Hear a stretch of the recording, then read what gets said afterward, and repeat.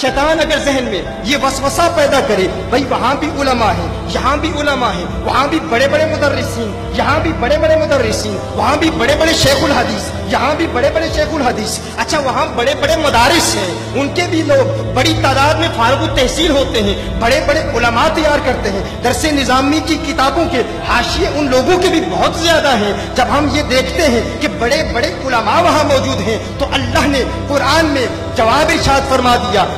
हक पर कौन है, बातिल पर कौन है। तो ये नहीं देखना कि किस जमात में मौलवी कितने हैं, किस जमात में मुदर्रिस कितने हैं, किस जमात में शेखुल हदीस कितने हैं, किस जमात ने कितने मदारिस बनाए, किस जमात ने कितने फुकहा तैयार किए, किस जमात ने कितने मुहक्किकीन तैयार किए, किस जमात की फन्ने तफसीर में कितनी खिदमत है। ये नहीं देखना किस जमात में मौलवी कितने हैं, ये देखना दाता अली हजवेरी की जमात के साथ है।